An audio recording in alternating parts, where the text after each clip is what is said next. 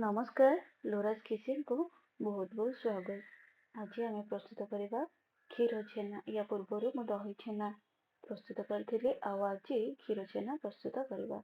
ସହଜ ଉପାୟରେ କେମିତି ଆମେ କ୍ଷୀରଟାକୁ ଛିଣ୍ଡେଇ ପାରିବା ସେଇ ପ୍ରୋସେସଟି କରିବି।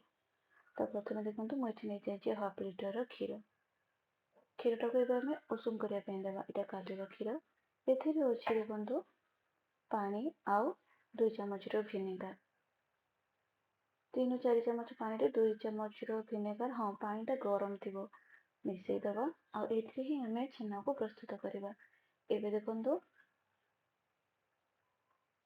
ଏଇ କ୍ଷୀରଟା ଯେତେବେଳେ ଗରମ ହେଇଯିବ, ମାନେ ଜଷ୍ଟ ଖାଲି ଧୂଆଁ ଉପରକୁ ଉଠି ଆସିବ, ତାପରେ ଆମେ ୟାକୁ ଦେଇଦେବା ସେଥିରେ।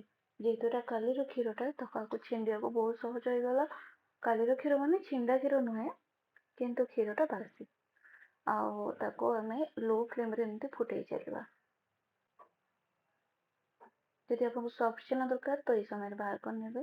ଆଉ ଯଦି ଆପଣଙ୍କୁ ପୁରା ପ୍ରପର ଯେମିତି ପିଠାରେ ପୁର କରିବା ପାଇଁ ଦରକାର ଅଛି, ତାହେଲେ ତାକୁ ଆଉ ଟିକେ ସମୟ ଆପଣ 10ରୁ 15 ମିନିଟ୍ ବସେଇଦେବେ। ତ ଧୀରେ ଧୀରେ ତାର ପାଣିଟା ମରିଯିବ ଆଉ ଭଲ ଭାବରେ ଛେନାଟା ଆମର ବାହାରି ଆସିବ।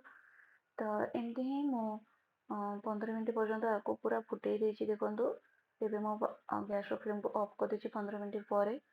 ତାପରେ ସେଥିରେ ମୁଁ ଟିକେ ଥଣ୍ଡା ପାଣି ମିଶେଇ ଦେଇଛି। ଯେହେତୁ ଭିନେଗାର ଦେଇଛି, ଆପଣ ଲେମ୍ବୁ ରସରେ ବି ଛିଣ୍ଡେଇ ପାରିବେ। ତାର ଖଟା ପଣଟା ଯିବା ପାଇଁ ଆମେ ସେଥିରେ ଥଣ୍ଡା ପାଣି ଟିକେ ଦେଇଦେବା। ଥଣ୍ଡା ପାଣିଟାକୁ ପୁଣି ବାହାର କରିଦେବା। ଦୁଇ ଥର ଖଣ୍ଡେ ଆକୁ ଧୋଇଦେବା। ତାପରେ ପ୍ରପର ଛେନାଟା ଆମର ବନେଇଯିବ। ଲେମ୍ବୁ ରସରେ କରିଥିଲେ ବି ଛେନାଟାକୁ ଧୋଇବାକୁ ପଡ଼ିବ।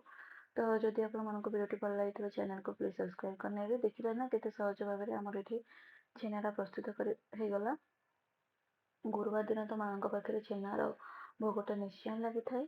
ଦେଖନ୍ତୁ କେତେ ଜାଲିଦାର ଛେନା ଏଇଠି ଆମର ରେଡି ହେଇଯାଇଛି, ଆଉ ସେଟା କେତେ ଜୁସି ମଧ୍ୟ ଅଛି।